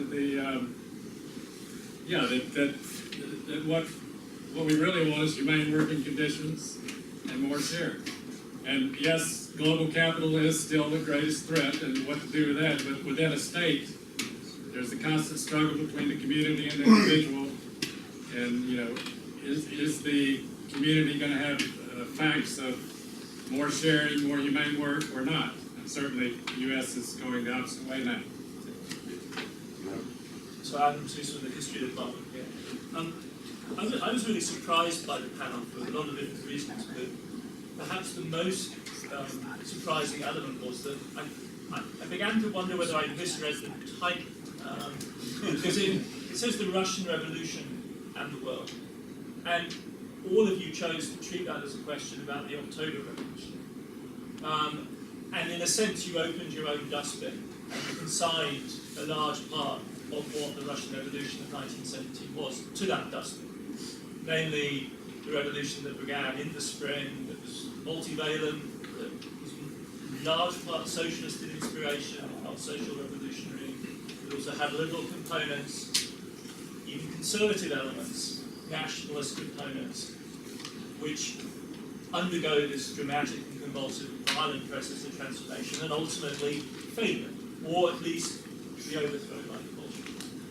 And it seems to me significant that that substitution happened. I'm curious about why that substitution happens. I went back to the literature and the advert for the event, and it doesn't say October. And then I'm also interested in the implications of that, because particularly thinking about the impact of the Russian Revolution in the wider world, it's not obvious to me, certainly in the short term, up to 18, 19, 20, that it is in fact the October Revolution that matters, and that it isn't the Spring Revolution and what that might have meant that is rather more significant. Certainly if you look at the British Empire, it's the spring of 17, not October that's thrown in.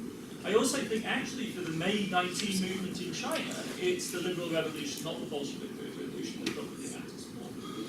And I would wager, though I feel on terribly fragile ground here, that at least in certain of the literature I've been able to read on Taisho Japan, that liberal crisis is as threatening in some ways because it's more mainstream and more easily occupied by associations also with the United States than the Bolshevik program is, which remains embattled and from 21 onwards is massively on the defensive. So to me, there's a whole series of questions arise both about the local politics of that substitution and also most seriously as a historical problem about whether we're talking about the right revolution. At which point, of course, we're back on the terrain of the panel, namely, what are revolutions? Do the ones that fail matter more or less, and so on? Okay, hold on. Any comments on this issue? I'm not going to ask you. Well, I can speak for myself. I mean, I know the distinction. I mean, it's usually the kind of distinction that historians like to make. And this was a 15-minute presentation, rather than not. And I immediately assumed, of course, that two things I assumed. One is that I thought that, and I think that's what the title I put on my little short talk. I was really more concerned with the Bolshevik Revolution and its effects. I mean, and I was particularly concerned. What I mean by the effects is it's largely cultural. I mean, I raised this issue, the business about the way Lenin, in other words, kind of recalibrates the relationship between politics and culture, and I think that for me is perhaps one of the great contributions that come out of it. I mean, as I said, it's a 15-minute talk, so it's not. I can't get into the subtleties, in other words, of a revolution that was perhaps more palatable, at least for a moment. In other words, against one that turned bad or sour. But once that gets exported, this is true for China as well as Japan, is that it's not just, I mean, it's a mixture of things. And when I was beginning, one of the things I would have liked to address, and which I didn't address, is that in both cases, there is a really perfect example or exemplification of the kind of thing that Marx had talked about very early when Marx and Engels wrote the German ideology, when Marx really talks about really the importance of fusing what he calls the local being with the universal being. And in both cases, you see, I mean, given the various differences, I mean, yes, there was an important liberal movement, but there was also the foundation also of the communist movement in Japan as well as it was in China, which really develops a fabulous culture. And it's not just the communists; it's also Russian constructivism. In other words, it just grips Japanese artists, writers, and so forth and so on. So it's hard to make the kind of distinction you want. In other words, No, I don't want it. You make the distinction. Well, then that's not my desire. All right. No. My desire was just to forget about that distinction and to go to the more general.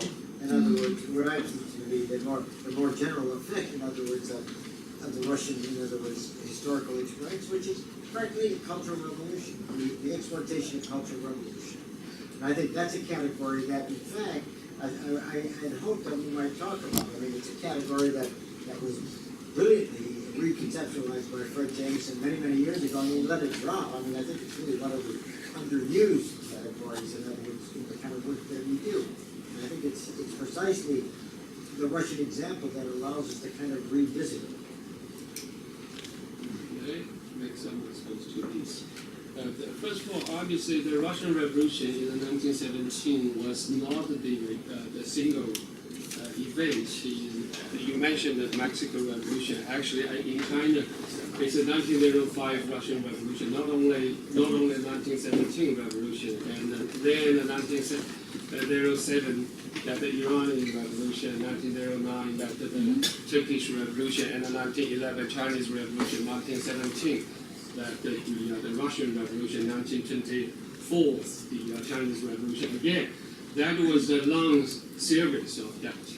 But why the October Revolution, obviously in the 20th century, had a huge impact on those regions, like for example in Asia. Partly because the First War is together with the end of the war.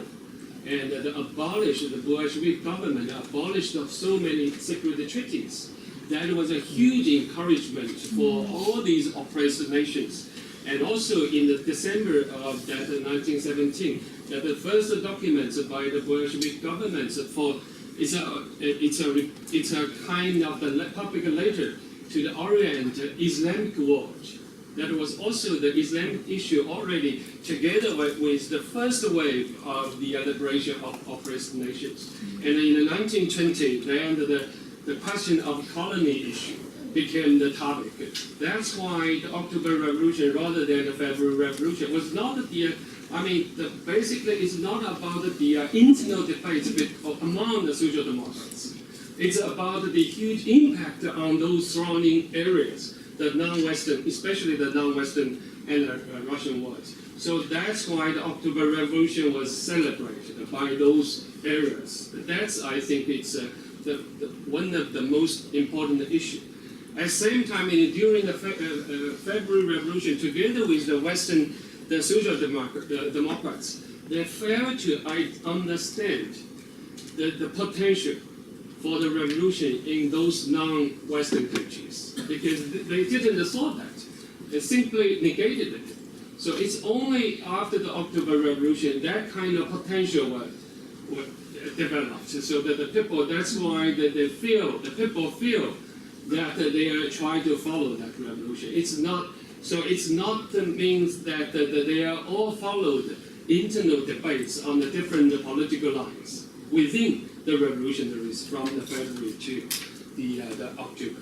So after the October, even the Bolshevik, among the Bolshevik, maybe Lenin was very exceptional, because I read after the Lenin states, his comrade in his memoir, it showed that even within the circles of the top leaders of the Bolshevik, only Lenin noticed that China and other Eastern countries had that potential. Trotsky was only after the Shanghai uprising he turned to his its analysis about the potentials in those countries. So that came back to his early 50s, Lenin's early 60s, about the so-called advanced Asia and backward Europe. That the logic reversed the old logic of the revolutionary logic in European context. That's why the October Revolution marked a certain kind of the momentum in those regions. So I think that's the main reason. Could I? Yeah, I'm sorry, but it's all kind of goes together with everything. So I take your point, and I think if we're just historians, we have to pay more attention to those kinds of immediate effects. But there is no doubt that when you put events together, such as the First World War, right, and the tremendous geopolitical effects of that, the understanding of revolution in a global space, and therefore Bruno's comments about Russia are right on target there. And you put them together with I'm thinking of Marx all the time, who put a real damper on the idea that liberal revolutions were adequate by pointing out that, in his critique of Hegel's philosophy of right, that was a brilliant argument that if you actually had equality in front of the law, if you actually had equality in society, you wouldn't need equality via the law. In other words, the law was there because it was lacking at the level of civil society. And when you put those things together with the kind, I mean, we had bourgeois revolutions from, for a century, and the liberal, I understand that the liberal aspect had a very important effect at the time. But if we're looking at it from today, I do not think it's accidental that we thought it was the Russian Revolution of the fall, because that is the one that we're still, if we're not only academics, but also concerned in a political sense with the implications of what it is that we study, we really have to take seriously.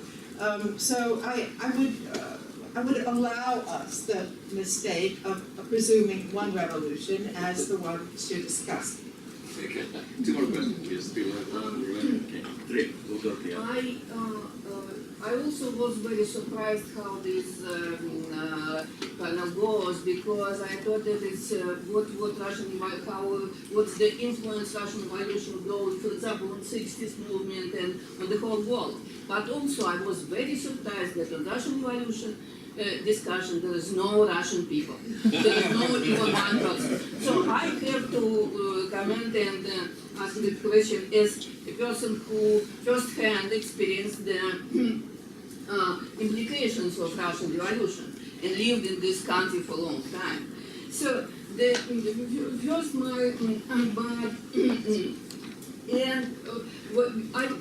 again, I was surprised by we still have this notion and idealization of some kind of general population, that some kind of good ethical people on the lowest level of society, and if we give them peace, land and bread, they rise and they will be just okay and great and everything will be great. But actually after, I don't think that Soviet Union in all, I'm not negative. I don't have negative, I don't think negative about all experience in Soviet Union. But after each revolution, when these low-level society rise, they not even pushed, they killed all intellectual idealists, and and after that, it's like in Soviet Union, they steal, they drink, and they have to be controlled, and it was a really serious problem with all this working class. But also with Yeltsin. Yeah, it's also with Yeltsin, of course. It's just goes to the top. Okay, so, but my question is, do you think that technology really cannot create the situation for the revolution, even after this current experience with our election, when this low level of society learn how to press buttons, created their reality on Facebook, and elected whoever they want, and defend their freedom to go to Macy's and Walmart, what they really want.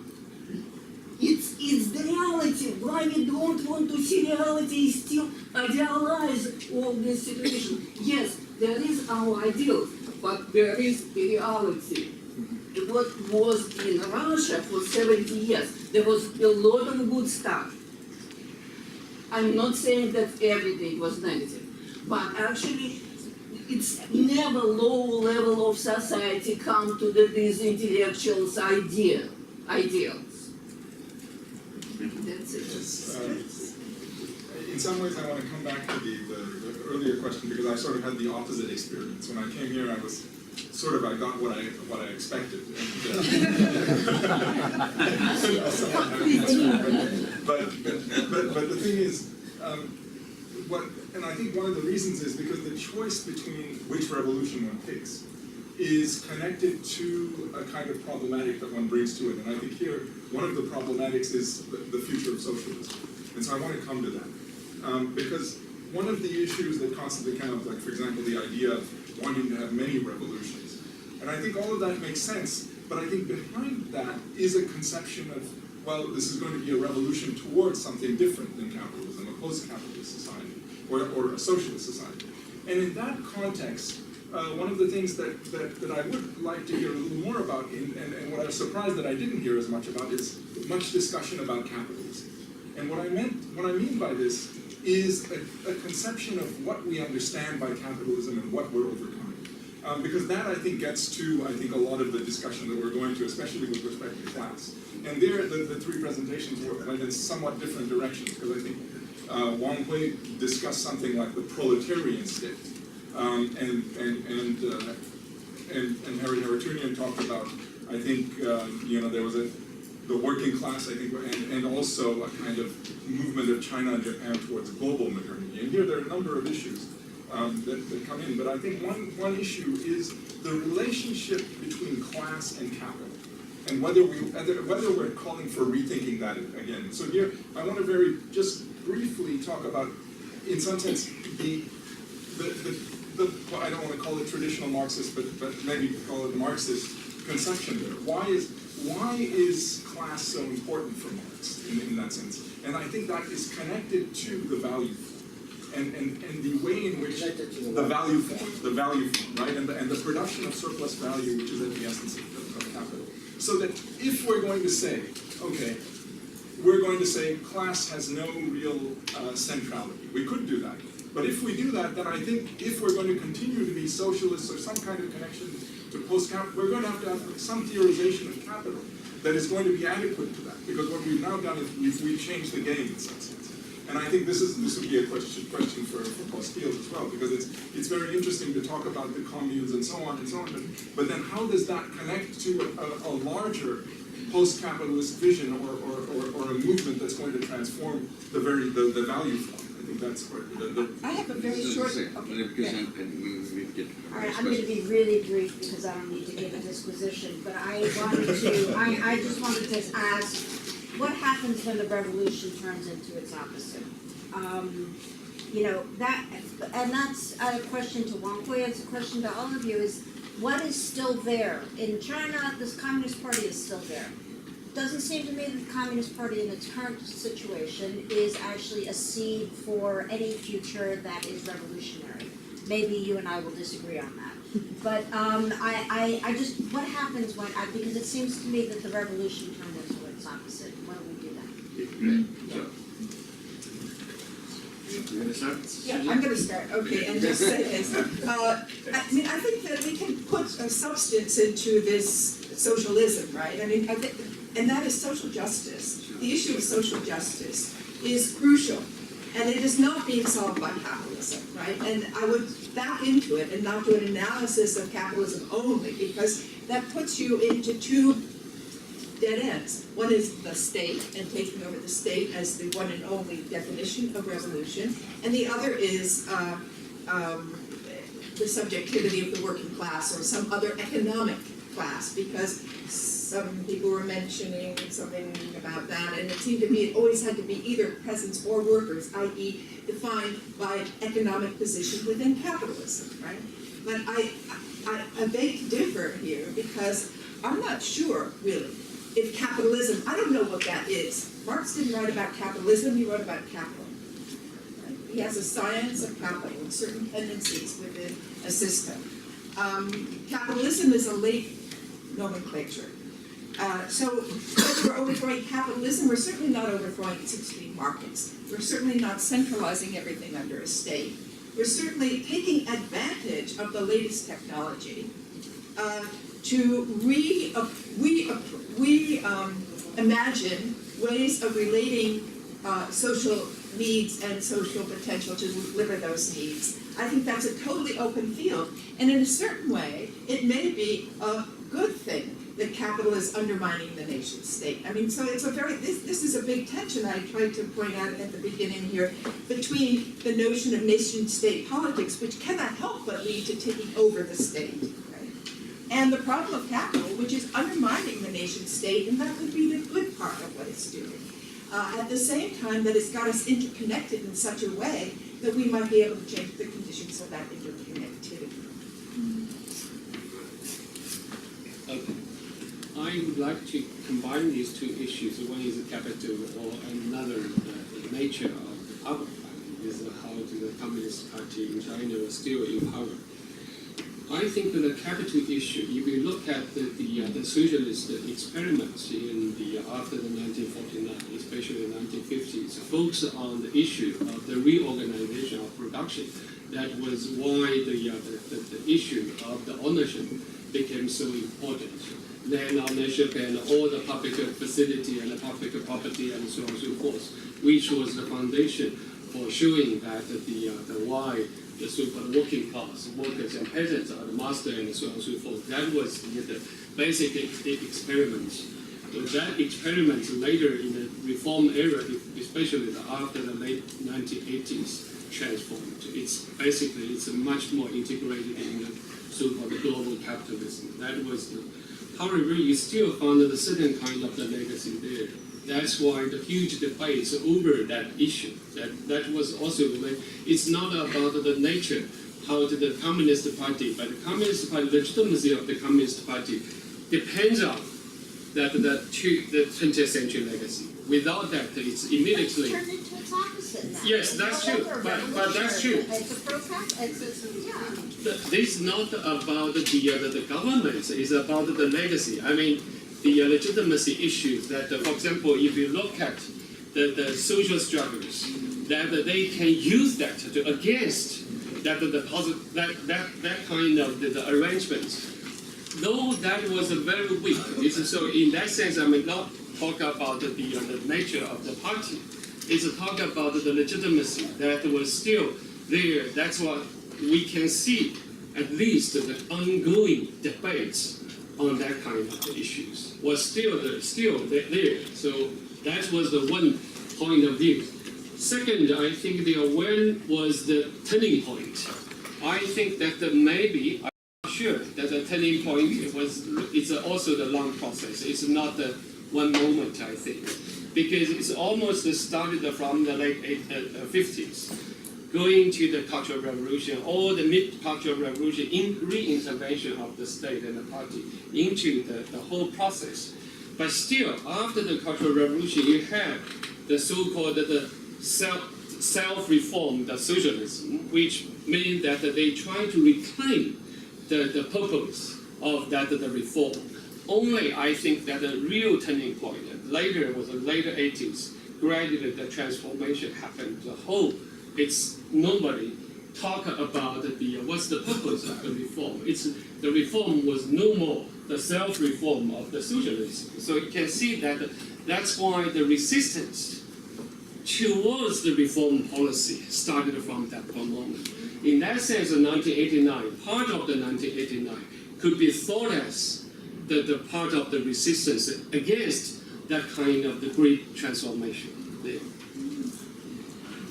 I'm going to get back to just a moment. When Rebecca asked that question, I just thought immediately that when they usually sour, they turn into fascism.